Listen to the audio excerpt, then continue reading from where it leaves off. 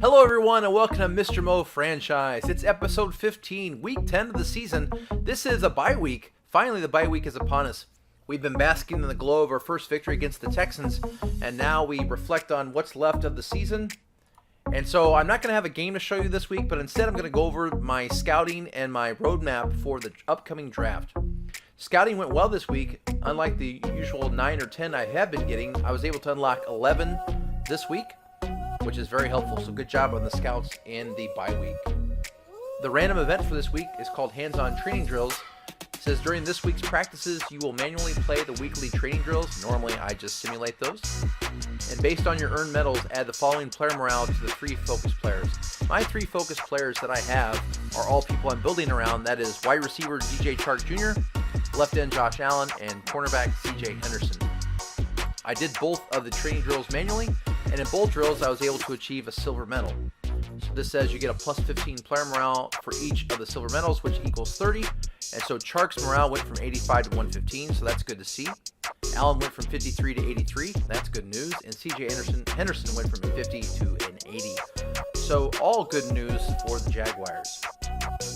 As I said, there is no game to show you this week, so instead I'm going to go over how I sort of view the upcoming draft and how we're doing according to schedule.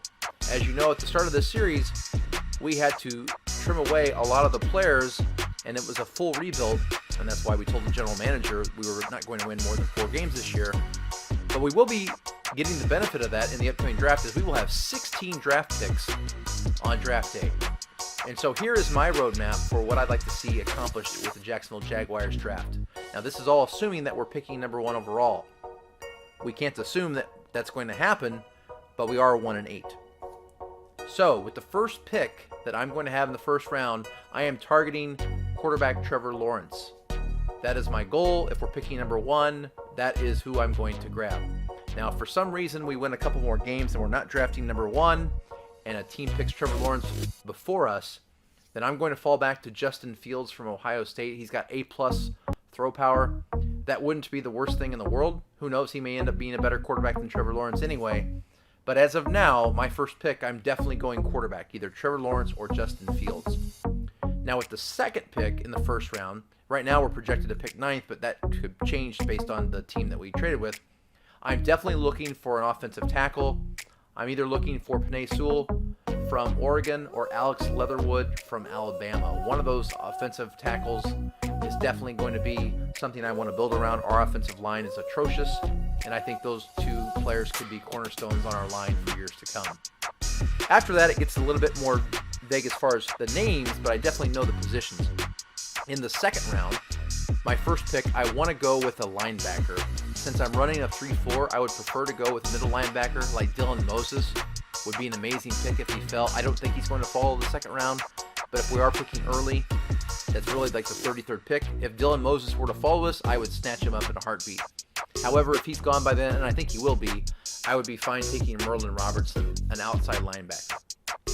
After that, I don't have names because it's hard to know who's going to be left, but I definitely know with my second pick in the second round, I want an offensive lineman. So 2 of the first 4 picks, we're going with an offensive lineman. Definitely an offensive tackle in the first round and the second round. Looking for a guard or a center. With my 2 picks in the third round, I am looking for a running back or a cornerback. So 2 skill positions there. I'm looking for speed. I'm hoping that in this game, I think sometimes you can get a running back that falls. Teams generally aren't looking for running backs other than 1 or 2 teams. And so many times you can get a good value. So I'm hoping that a running back does fall to the third round and I can snatch him up there. And then I definitely need to get a cornerback. Right now we're playing a 66, I think, at a starting cornerback. So my goal there is to get a running back and a cornerback with the 2 picks in the third round. In the fourth round, with my 2 picks, I want to get a wide receiver and a free safety. We're looking very horrible at free safety. Wide receiver, while our first 2 receivers are people I want to build around, we don't have a lot of great depth there, and so I would like to pick a receiver there if I can, if it's available. I know I don't want to force it. I definitely want to get a free safety, but if there's a wide receiver that's fallen that I think is a value pick, I'm definitely going to grab them in the 4th round.